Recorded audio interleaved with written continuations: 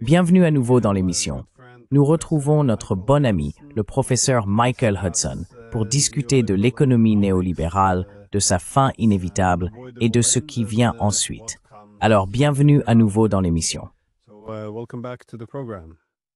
Content de revenir, Glenn. Alors, est-ce que c'est, je suppose, la fin du modèle économique que nous connaissons, du moins depuis les années 80? Ou, pour peut-être prendre un peu de recul, comment définiriez-vous l'économie néolibérale? Et pourquoi pensez-vous qu'elle a peut-être atteint son stade terminal inévitable?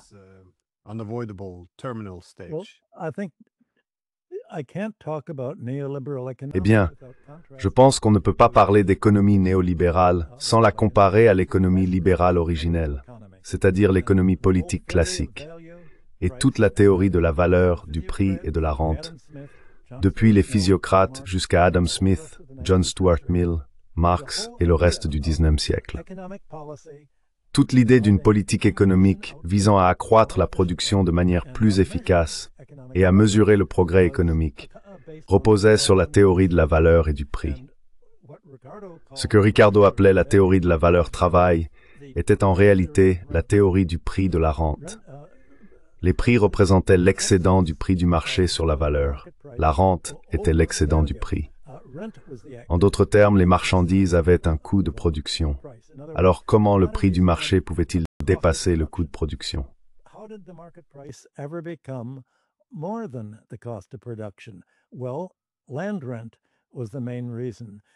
Eh bien, la rente foncière était la principale raison. Tout le combat politique du début du XIXe siècle visait à libérer le capitalisme industriel de l'héritage du féodalisme, avant tout d'une classe de propriétaires fonciers héréditaires réclamant la rente. Cette lutte a conduit à l'affinement par David Ricardo des théories de la valeur d'Adam Smith et des physiocrates. Il s'agissait en réalité du conflit autour des tarifs douaniers à la fin des guerres napoléoniennes. Ce dont je parle peut sembler une digression, mais c'est en fait la clé pour comprendre comment l'économie néolibérale et sa comptabilité du PIB et du revenu national s'inscrit dans une contre-révolution contre le concept de marché libre qu'avaient défendu Adam Smith, Mill, Marx et le reste du XIXe siècle.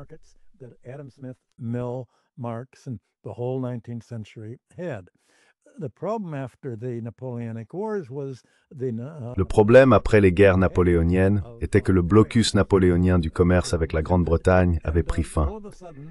Tout à coup, la Grande-Bretagne, qui était devenue dépendante de la production alimentaire nationale pendant les guerres, vit affluer des importations de denrées à bas prix. Les propriétaires fonciers protestèrent. Ils dirent « Cela signifie que nous percevons moins de loyers. Vous devez imposer des tarifs pour bloquer les importations afin que nous puissions maintenir un niveau élevé de rente foncière. » Ricardo et ses partisans, appelés les socialistes ricardiens, demandèrent « Allons-nous sacrifier toute l'économie simplement pour que les propriétaires fonciers puissent augmenter leur rente ?»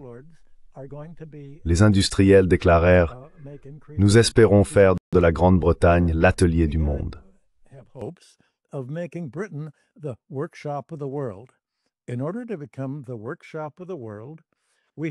Pour devenir l'atelier du monde, nous devons produire nos biens industriels à un prix inférieur à celui de l'étranger. Pour que le capitalisme industriel s'élève et domine ses rivaux, nous sommes engagés dans une course visant à réduire les coûts au strict minimum. Et si nous devons verser à nos employés un salaire suffisamment élevé pour compenser des prix alimentaires artificiellement élevés, simplement pour maintenir les rentes foncières des propriétaires, alors nous ne pourrons pas rivaliser avec les industries des États-Unis et d'autres pays où la production alimentaire est moins coûteuse et où la main-d'œuvre est bien moins payée.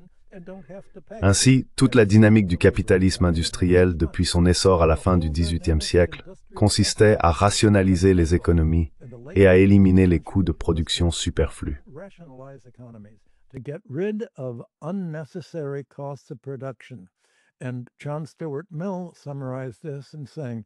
Et John Stuart Mill a résumé cela en disant que la rente foncière et l'augmentation du prix des terres sont ce que les propriétaires gagnent en dormant. Ce n'est pas un produit, c'est ce que nous appelons aujourd'hui un transfert de revenus. Et si nous devons soutenir une classe de rentiers économiques, alors nous ne pourrons pas devenir une économie industrielle compétitive. Ainsi, en utilisant ce concept de marché libre, un marché libre de toute rente économique, libre de tout revenu non gagné, qui n'est pas un produit, mais simplement un privilège, le privilège des propriétaires fonciers de posséder des terres et d'utiliser leurs richesses pour contrôler les parlements, pour soutenir leurs rentes et donc les prix des denrées alimentaires, et les privilèges des monopoles d'augmenter le prix de leurs produits sans que cela reflète réellement des coûts plus élevés.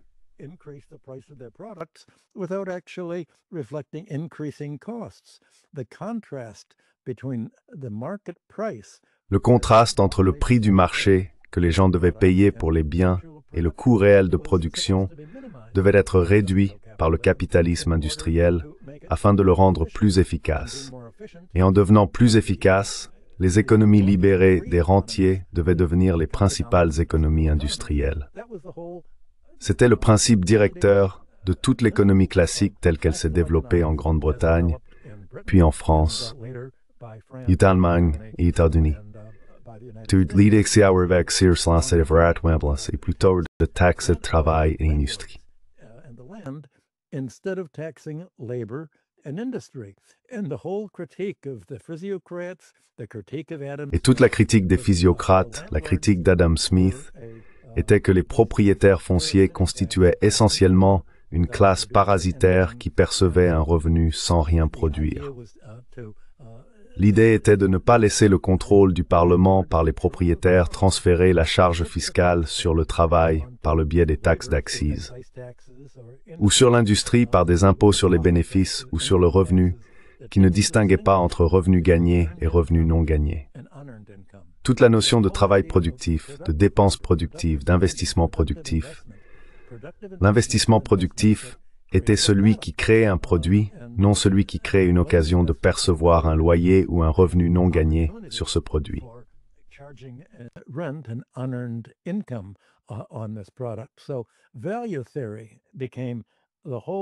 Ainsi, la théorie de la valeur devint l'essence même de l'économie classique.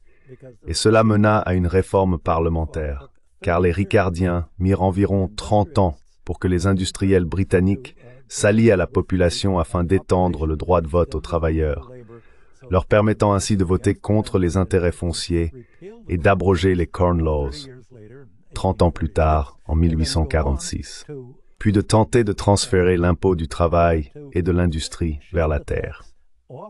En 1909 et 1910, la Chambre des communes britannique adopta effectivement un impôt foncier, mais celui-ci fut rejeté par la Chambre des Lords. Cela provoqua une crise constitutionnelle qui dura de 1909 à 1910. Le résultat fut que la Constitution britannique établit une règle selon laquelle la Chambre des Lords, dominée par les intérêts fonciers, ne pourrait plus jamais opposer son veto à une loi de finances adoptée par la Chambre des communes.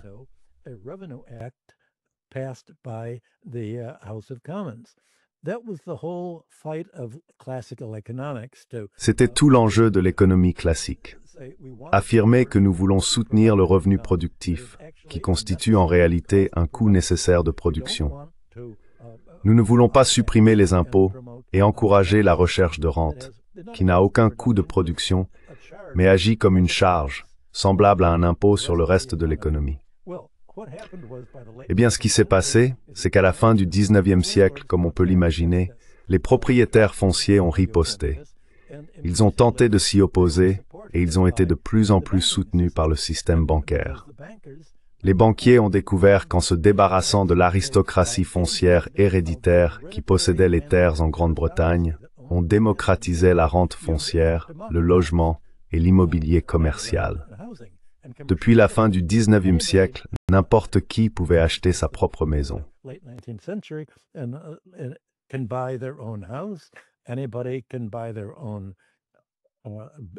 N'importe qui peut acheter sa propre maison ou un bâtiment commercial. En ce sens, c'est un marché libre.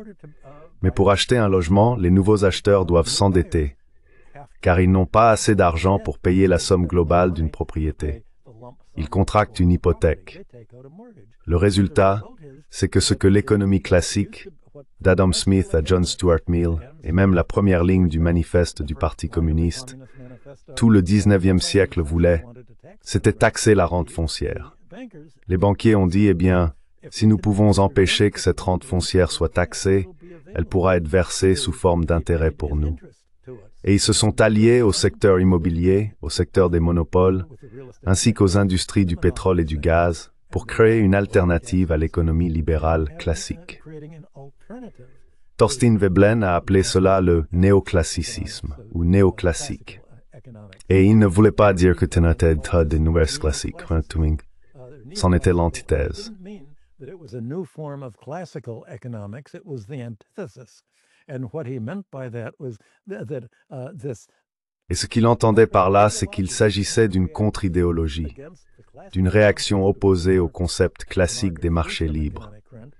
Un marché libre de toute rente économique s'est transformé en son contraire. Un marché libre pour la recherche de rente, où la rente serait ni imposée ni réglementée, les monopoles non soumis aux lois antitrust ou à la régulation anti-monopole, et les banques essentiellement libres de faire pression pour capter autant que possible la hausse du prix des terrains résultant de la prospérité, des améliorations publiques et de la croissance démographique. Les banquiers savaient que tout ce qui n'était pas versé aux percepteurs d'impôts pouvait leur être versé.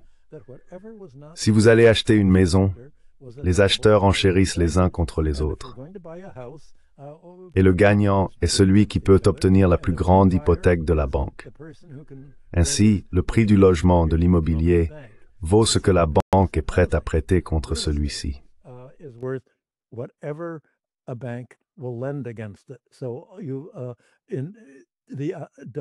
Ainsi, la démocratisation de la propriété foncière et de la rente économique est allée de pair avec la financiarisation et la privatisation de cette rente, et non avec sa socialisation, comme le souhaitaient les économistes classiques.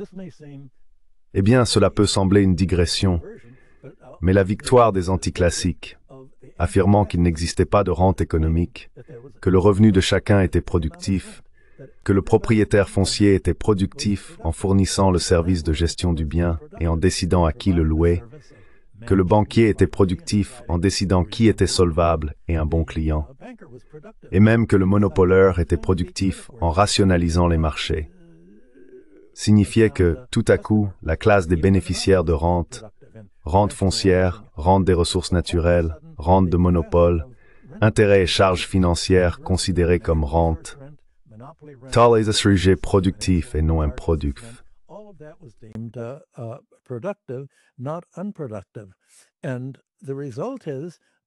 Et le résultat, c'est qu'aujourd'hui, dans les comptes nationaux de revenus et de produits, ainsi que dans les comptes du PIB, toutes les activités de recherche de rente de ces catégories, propriétaires fonciers, monopoles, secteur financier, industrie pétrolière et gazière, sont comptabilisées comme faisant partie du PIB. Il n'existe pas de notion de revenu non gagné, et la productivité, disons, d'un banquier est mesurée par le montant qu'il facture pour son service bancaire. Il y a quelques années, je crois que c'était en 2007 ou 2008, le directeur de Goldman Sachs, la société américaine de banque d'investissement, a déclaré que les associés et employés de Goldman Sachs étaient les travailleurs les plus productifs des États-Unis parce qu'ils gagnaient le plus d'argent. Et si l'on regarde les comptes de revenus nationaux, tous leurs revenus sont considérés comme un coût de fonctionnement.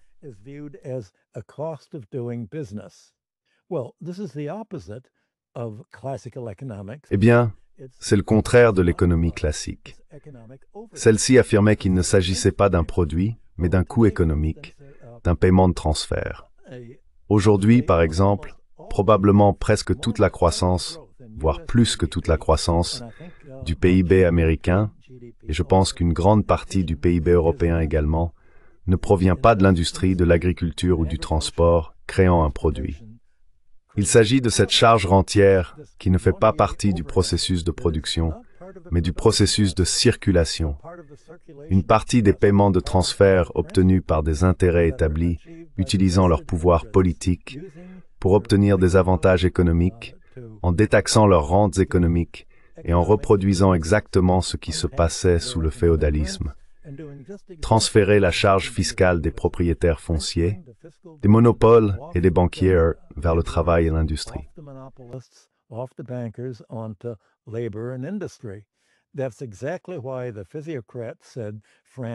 C'est précisément pour cette raison que les physiocrates affirmaient que la France, l'Espagne et d'autres pays fortement royalistes ne pouvaient pas s'industrialiser tant qu'ils n'auraient pas réformé leurs systèmes fiscaux.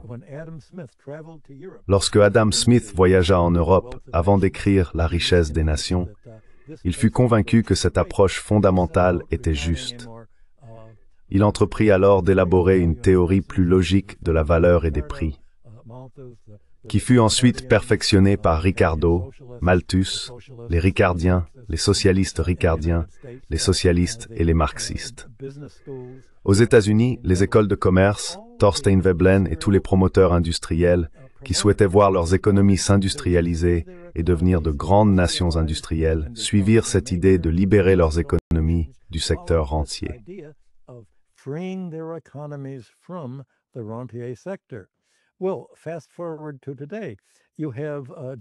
Eh bien, avançons jusqu'à aujourd'hui, on a exactement l'idée inverse d'un marché libre. Un marché libre pour les chasseurs de rente. En conséquence, aux États-Unis, une grande partie de ce qui est compté comme produit national brut n'est en réalité pas un produit. Peut-on vraiment dire que le fait de percevoir des intérêts produit un bien? Un des éléments du PIB est que le département du recensement ou le Bureau des statistiques du travail interroge les ménages américains en leur demandant « Si vous possédiez votre propre maison, que se passerait-il si vous deviez louer le bien que vous possédez actuellement? Combien demanderiez-vous de loyer? Comme vous en êtes propriétaire, ils comptabilisent tout ce loyer imputé comme faisant partie du coût du fonctionnement de l'économie.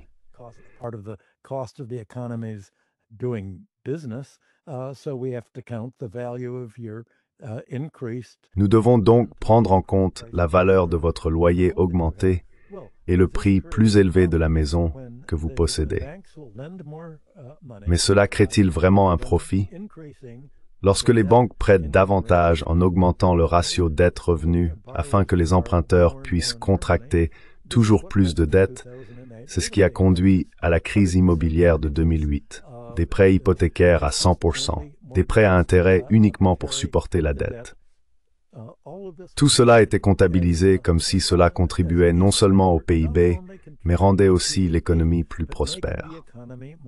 Mais ce n'était pas le cas, car à mesure que les activités de recherche de rente devenaient plus lucratives que jamais, la formation de capital tangible, construire des usines et employer de la main-d'œuvre pour produire des biens réels, a diminué. Et les économies des États-Unis et de l'Europe ont commencé à se désindustrialiser.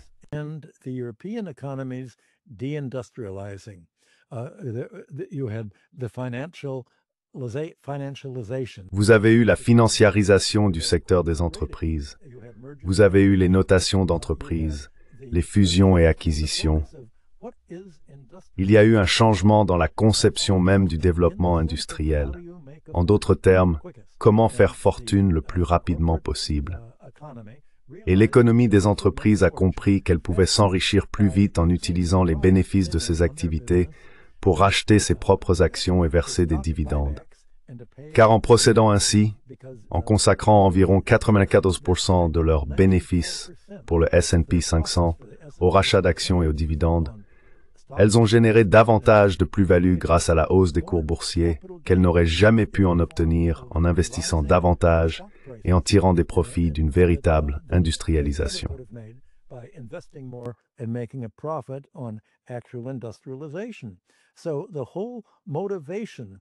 Ainsi, toute la motivation qui pousse à s'éloigner de l'approche classique de l'économie, créer de la valeur, pour adopter l'idée néolibérale, qui signifie en réalité l'idée antilibérale et anticlassique, est la suivante. Eh bien, concentrons-nous simplement sur le fait de gagner de l'argent, comme si tout était homogène et qu'il n'existait aucune distinction entre investissement productif et improductif. Aucune distinction entre faire fortune en développant un nouveau produit et en construisant des usines pour produire, ou en rachetant une usine existante, en la morcelant et en augmentant le cours de l'action, en cessant d'investir dans la formation de capital à long terme et dans la recherche et le développement à long terme.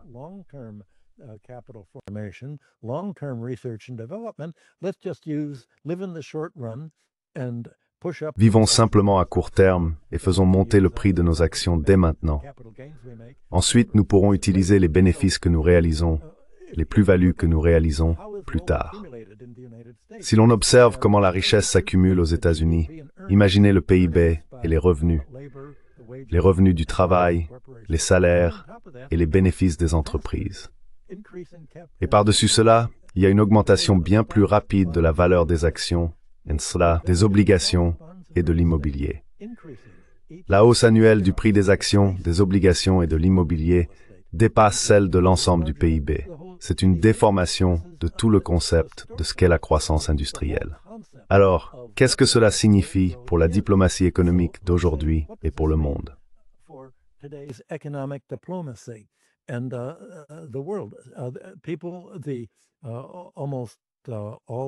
Les gens, presque tous les médias populaires et les rapports universitaires, comparent le PIB des États-Unis à celui de l'Europe et à celui de la Chine, comme s'il s'agissait du même type de PIB. Un PIB en vaudrait un autre. La différence, c'est que la Chine est le pays qui a le plus fidèlement suivi la politique classique du capitalisme industriel, qui a rendu la Grande-Bretagne, la France, l'Allemagne et les États-Unis riches. La Chine a en quelque sorte réinventé la roue, indépendamment de l'histoire de la pensée économique. Elle s'est dit, concevons une économie d'ingénieurs. Et cela s'explique par le fait que la plupart des membres du comité central du Parti communiste chinois sont des ingénieurs. Ils ne viennent pas de Wall Street. Ce ne sont pas des banquiers. Ce ne sont pas des ingénieurs financiers.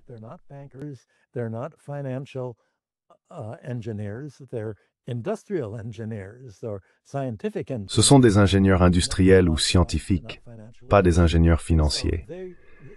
Ils produisent donc un PIB réel et productif, tandis que le PIB que les États-Unis et l'Europe génèrent est en grande partie antiproductif. Il s'agit de revenus de rentiers qui doivent être payés par le travail et le capital.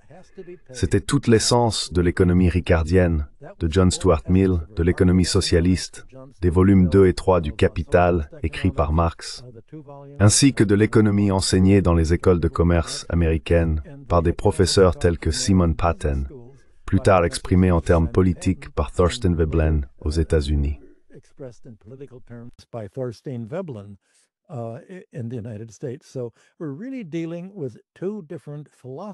Nous sommes donc réellement confrontés à deux philosophies différentes de ce que sont la production économique et la croissance économique.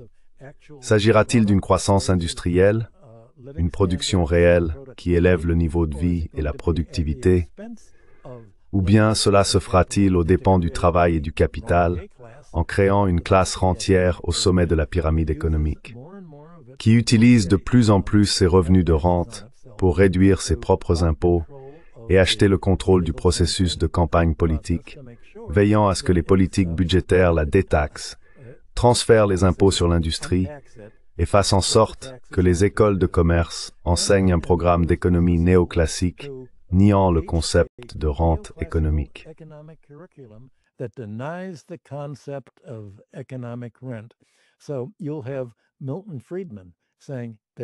Ainsi, Milton Friedman dira qu'il n'existe pas de repas gratuit. Mais l'économie rentière repose entièrement sur le repas gratuit. Obtenir un privilège de monopole, c'est un repas gratuit. Gagner un revenu en dormant, que l'on soit propriétaire ou banquier, c'est obtenir un repas gratuit.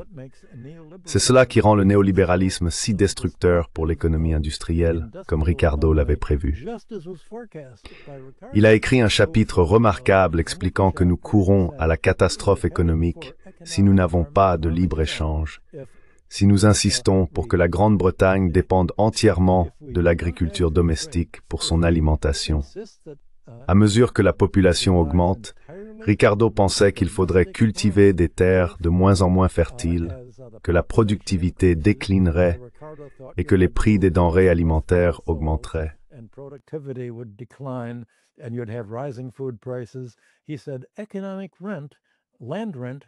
Il a dit que la rente économique, la rente foncière plus précisément, allait absorber tout l'excédent économique au-delà du niveau de subsistance. À ce stade, il n'y aura plus aucun moyen de réaliser des profits, car aucun industriel ne pourra se permettre d'employer une main-d'œuvre contrainte de payer des prix aussi élevés pour la nourriture.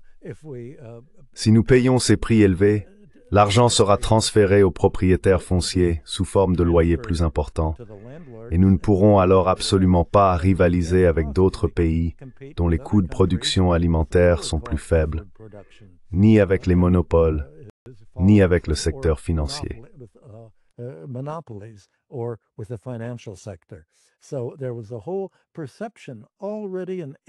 Ainsi, il existait déjà en 1817 une perception, avec les écrits de Ricardo sur la rente économique, qui anticipait que la rente foncière, et plus tard, à la fin du XIXe siècle, entraînerait tout l'équilibre des économistes classiques à affirmer que non seulement la rente foncière ferait augmenter le coût des affaires, des salaires, de l'industrie et de l'agriculture, mais que les monopoles feraient également grimper le coût de la vie et des activités économiques. La finance, le financement par la dette et le système bancaire allaient eux aussi accroître les coûts. Nous devions nous orienter vers ce que, à l'époque, tout le monde appelait le socialisme. Ce n'était pas un terme péjoratif. Aujourd'hui, il faut comprendre que si Adam Smith et John Stuart Mill écrivaient de nos jours, on les qualifierait de marxistes. Et pourquoi les appellerait-on marxistes?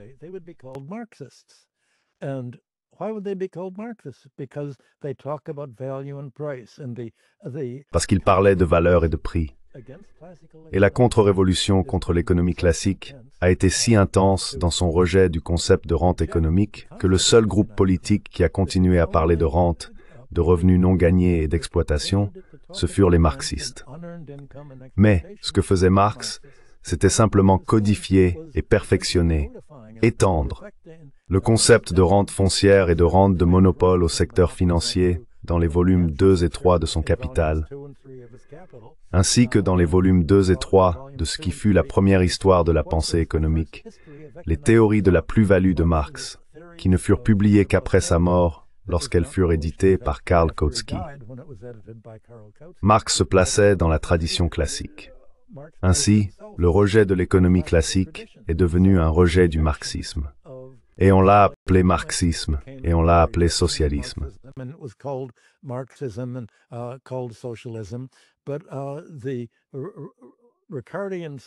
Mais les socialistes ricardiens, c'est ainsi qu'ils se nommaient, n'étaient pas marxistes, car Marx n'écrivait pas encore. L'idée même du socialisme était que les monopoles naturels devaient rester dans le domaine public en tant que service public, comme l'électricité, comme les communications, la BBC, comme l'éducation qui devait être un service public. Les soins de santé pouvaient être un service public. Ce n'était pas une politique de gauche.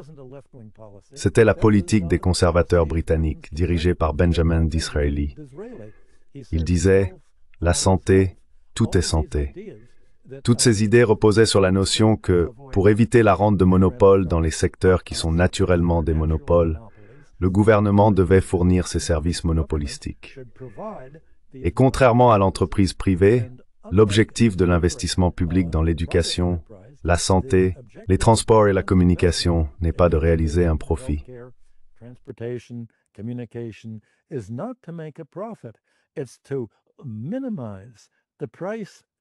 Il s'agit de minimiser les prix afin de pouvoir subventionner le reste de l'économie, pour que le reste de l'économie n'ait pas à supporter d'impôts ou de frais généraux, comme les travailleurs qui veulent aller à l'université pour obtenir une éducation et un meilleur emploi.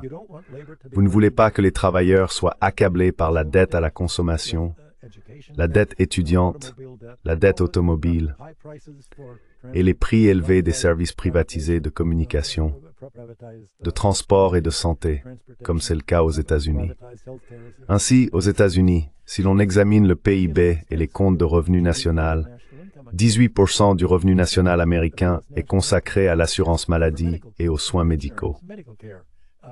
Comment les États-Unis peuvent-ils espérer relocaliser leur industrialisation alors que leurs travailleurs doivent supporter des coûts de santé aussi énormes que nulle autre nation n'a à payer?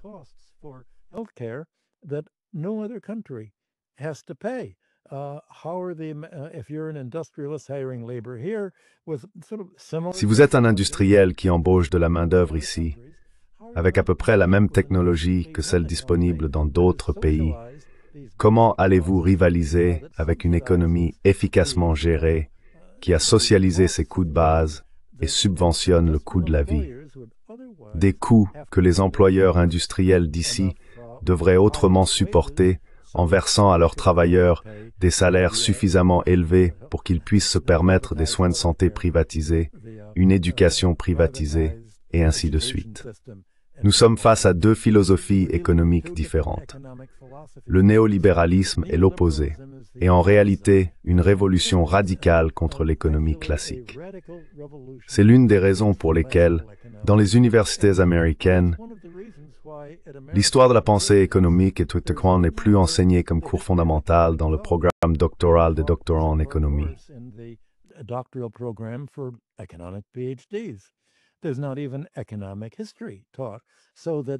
Il n'y a même plus d'histoire économique enseignée, si bien qu'une génération d'étudiants en économie obtient son diplôme sans avoir la moindre idée qu'un combat idéologique séculaire a eu lieu, autour des notions de valeur, de prix, de rente, de ce qu'est la production, de ce qu'est un repas gratuit, de ce qu'est un revenu gagné, de ce qu'est un revenu non gagné, de ce qu'est le travail et l'investissement productif, par opposition au travail et à l'investissement improductif. Tous ces concepts fondamentaux qui ont guidé chaque nation industrielle prospère lors de son essor ont été rejetés.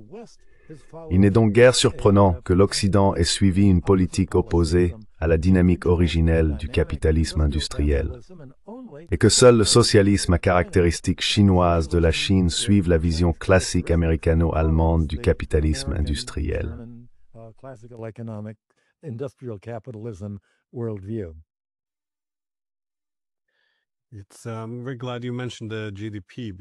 Je suis très heureux que vous ayez mentionné le PIB, car la manière dont le PIB dissimule la hausse des loyers et les revenus de monopole est souvent ignorée. En effet, nous constatons que le PIB, en tant qu'indicateur, devient de moins en moins fiable avec le temps.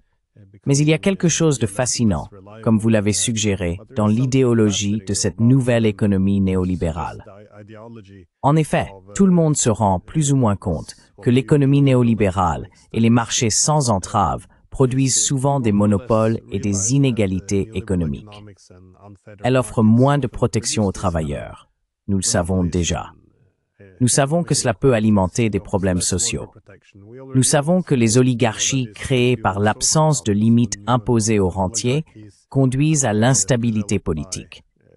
Lorsque les gens ont moins d'intérêt à préserver le statu quo, davantage de polarisation politique et encore moins d'espace pour la démocratie.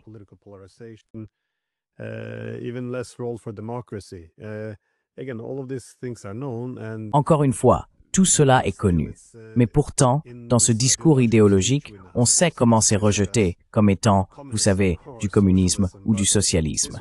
Mais c'était le langage d'Alexander Hamilton, de Henry Clay ou de Friedrich List. Donc c'est assez extraordinaire. Après cette période de mondialisation, tout le monde avait un peu cette idée, depuis le début des années 1990, qu'elle apporterait l'harmonie et une croissance perpétuelle.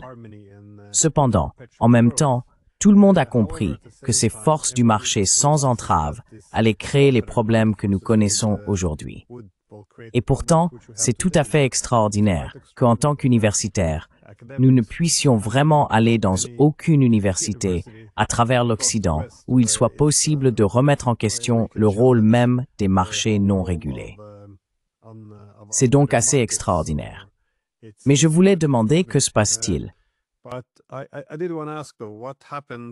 before let me say one thing. What you just used the word. Attendez, avant que laissez-moi dire une chose. Vous utilisez le mot marché comme si le marché était quelque chose d'universel et d'objectif. Chaque marché est façonné par les lois, par le système de régulation. Vous pouvez avoir un marché avec des lois anti-monopole ou antitrust qui empêchent les monopoles, ou un marché où il n'y a pas de loi, ou bien où la législation antitrust n'est tout simplement pas appliquée. Vous pouvez avoir un marché qui maintient les monopoles naturels comme l'éducation et la santé en tant que service public, ou un marché privatisé. Il n'existe pas de « le marché » en soi. Et puis le mot capitalisme est utilisé pour désigner des économies remontant très loin. J'ai vu des gens qualifier la Mésopotamie et Babylone du 3e millénaire de capitalistes parce que des personnes y gagnaient de l'argent grâce au capital.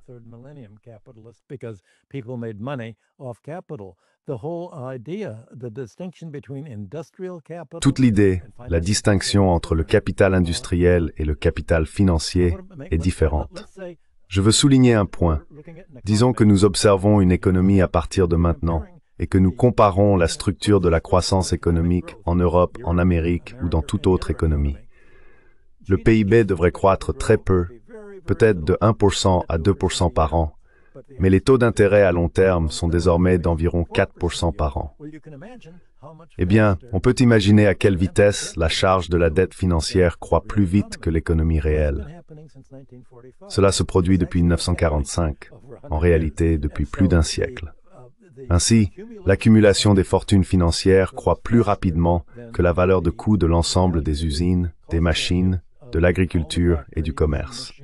Cette charge financière ne cesse de croître.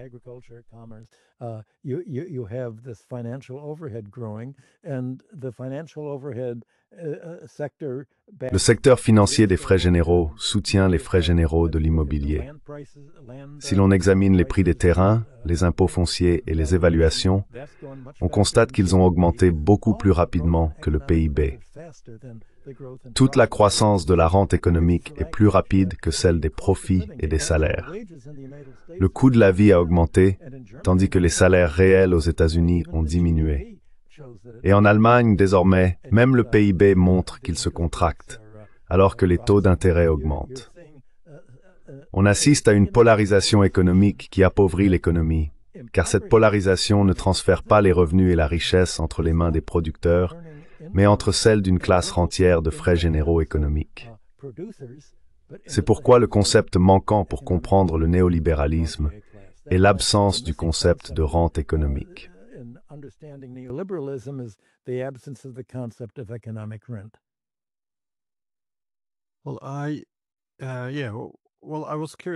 Eh bien, je me demandais si tout cela était plus ou moins prévisible.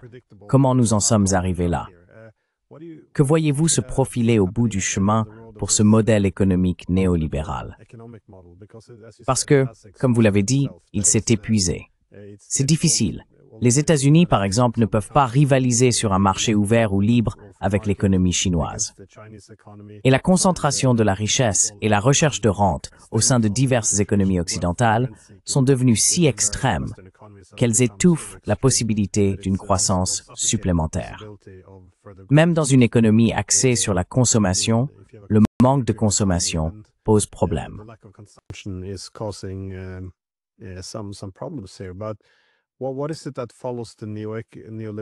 Mais qu'est-ce qui suit le modèle néolibéral? Parce qu'on entend souvent des arguments selon lesquels le néolibéralisme mènerait, par exemple, au fascisme. Ou bien, il y a cette idée que, eh bien, il pourrait tout recommencer à zéro, mais il faudrait alors un moment révolutionnaire, tu vois, pas dans un sens communiste, mais une sorte d'effondrement pour tout réinitialiser. Parce que traditionnellement, quand on a ce genre de concentration de richesse, comme après les guerres mondiales, cela a un effet de remise à zéro. Alors, comment vois-tu ce qui vient après tout ça?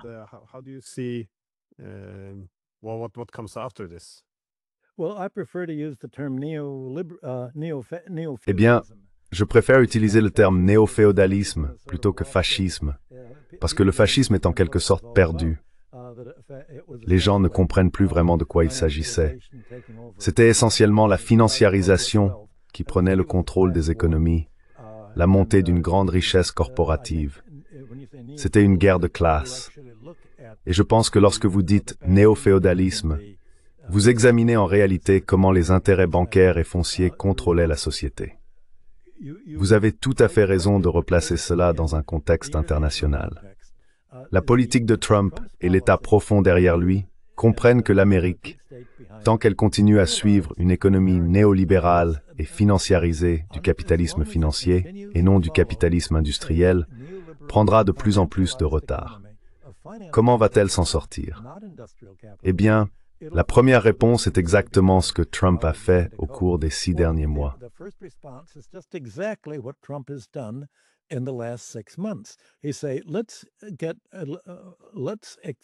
Il a dit, exploitons les pays étrangers et faisons en sorte qu'ils fournissent à l'économie américaine les revenus et la richesse que nous ne produisons plus ici. C'est ainsi qu'il a convaincu von der Leyen et l'Union européenne de céder aux exigences de Trump, que l'Europe fasse d'énormes concessions aux États-Unis et accepte de se suicider économiquement pour les aider. Pour y parvenir, les États-Unis ont dû s'appuyer sur 75 ans de contrôle diplomatique étranger à travers le National Endowment for Democracy, une ingérence et un interventionnisme dans les affaires politiques européennes, allant jusqu'à assassiner des socialistes comme Aldo Moro en Italie lorsqu'il menaçait de ne pas soutenir la domination américaine.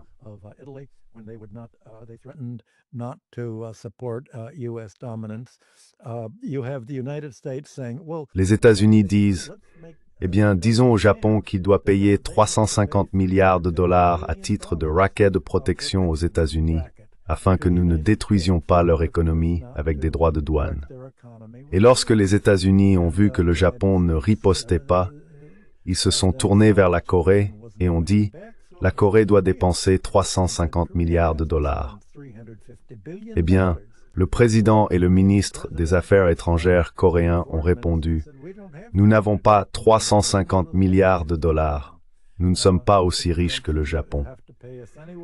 Trump a dit, vous devez quand même nous payer, sinon nous détruirons votre économie en bloquant Hyundai et d'autres exportations automobiles, et nous bloquerons vos exportations électroniques si vous ne les relocalisez pas ici. Voilà la politique. L'Amérique est incapable de faire pression sur des pays qui ne sont pas ses alliés pour leur imposer cela. Alors l'Amérique a dit, eh bien, à quoi servent les alliés?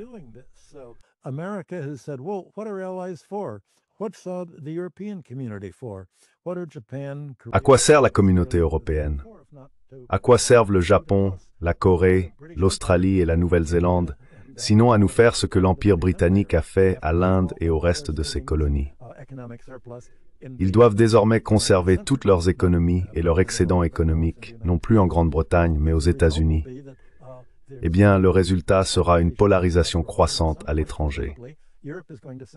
Et à un certain moment, on peut supposer que l'Europe va se demander, voulons-nous vraiment appauvrir l'Europe, l'industrie allemande, en dépensant 4 fois plus pour le gaz naturel liquéfié américain que pour le gaz russe? En réalité, nous avons dû fermer.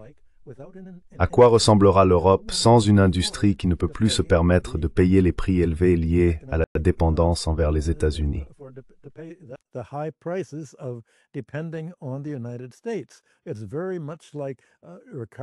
C'est très similaire à la manière dont Ricardo a défini l'avenir de la Grande-Bretagne. Que se passerait-il si la Grande-Bretagne devait dépendre de ses propres propriétaires terriens pour une nourriture plus chère? Eh bien, que se passerait-il si l'Europe devait dépendre de l'Amérique pour une énergie plus coûteuse et pour des produits monopolistiques tels que la technologie de l'information, la construction navale et tout cela? La réaction allemande, menée par les chrétiens démocrates sous la direction de Merz, a été la suivante. Peut-être que le keynésianisme militaire fonctionnera, surtout si nous réduisons nos dépenses en éducation, en programmes sociaux, en travail, si nous diminuons les services sociaux, si nous réduisons l'économie sociale et si nous abaissons le niveau de vie de tout le monde de 10% en devenant essentiellement une économie militaire. Peut-être que cela créera la prospérité.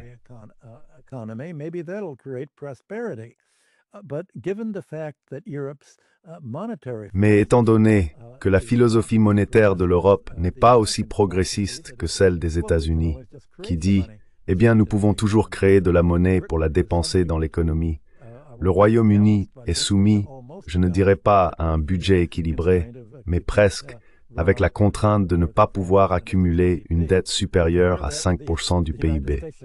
Comparez cela à l'économie américaine et à sa dette croissante. L'Europe impose une austérité monétaire à sa propre économie, tout comme le Fonds monétaire international l'a imposé aux pays du Sud global depuis 75 ans. Encore une fois, c'est un suicide monétaire et financier qui conduit à un suicide économique.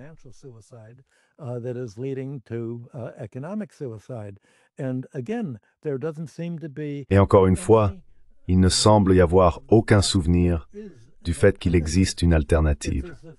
C'est comme si toute l'Europe était devenue thatchérienne et croyait qu'il n'y avait pas d'alternative. Eh bien sûr qu'il y en a une.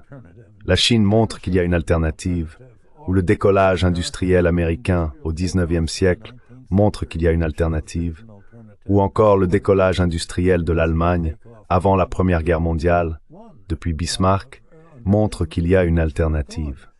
Mais cela n'est plus enseigné, comme si tout cela relevait du socialisme. C'est comme si Bismarck avait été marxiste, que les Américains avaient été marxistes, tout est qualifié de marxiste, et c'est presque comme la manière dont la religion traite le diable.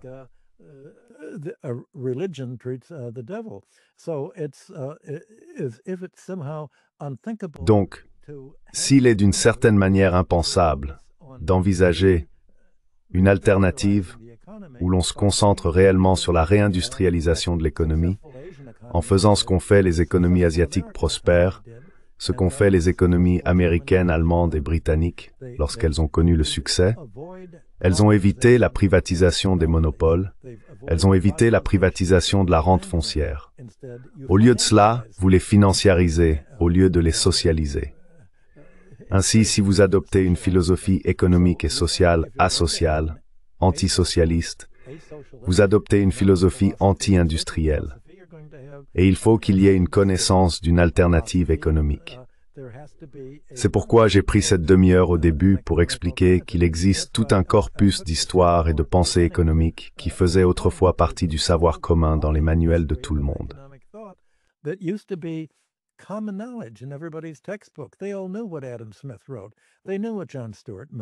Ils connaissaient tous ce qu'Adam Smith avait écrit. Ils savaient ce que John Stuart Mill avait écrit. Ils connaissaient même ce que Marx et les socialistes avaient écrit, ainsi que ce que Thorstein Veblen et d'autres économistes avaient rédigé pour décrire les lois du mouvement de l'industrialisation. Et maintenant, tout cela est mis de côté, remplacé par une analyse statistique qui prétend être empirique, mais repose sur des catégories économiques qui ne sont pas la carte. C'est une carte, mais pas le territoire. La carte économique tracée par les économistes et les gouvernements européens, faite de PIB et de comptes de revenus et de production nationaux, n'est pas le territoire de l'économie réelle. Voilà la crise intellectuelle et idéologique, à la racine d'action et de la désindustrialisation en Europe et aux États-Unis.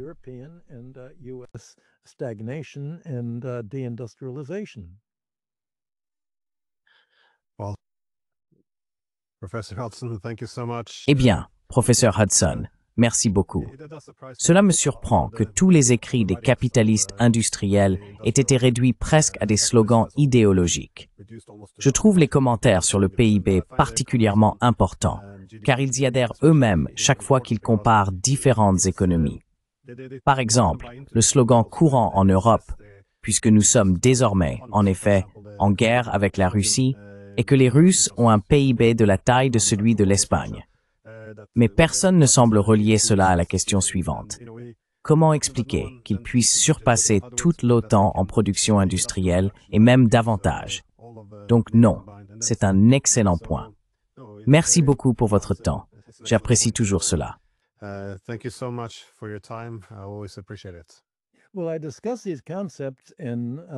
Eh bien, je traite de ces concepts dans Killing the Host, qui est traduit en allemand sous le titre Der Sektor, Les livres sont publiés à la fois en allemand et en anglais, ils sont disponibles. Et mon autre livre, The Destiny of Civilization, porte entièrement sur le fait que ce que nous vivons aujourd'hui est une époque du capitalisme financier, antithétique au capitalisme industriel.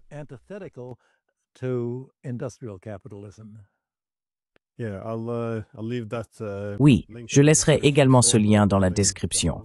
Tuer l'hôte, comment les parasites financiers et l'esclavage de la dette détruisent l'économie mondiale. Alors, allez voir le lien et lisez-le, car ça semble extrêmement pertinent de nos jours. Merci encore. Eh bien, merci de me donner l'occasion d'exposer mes arguments.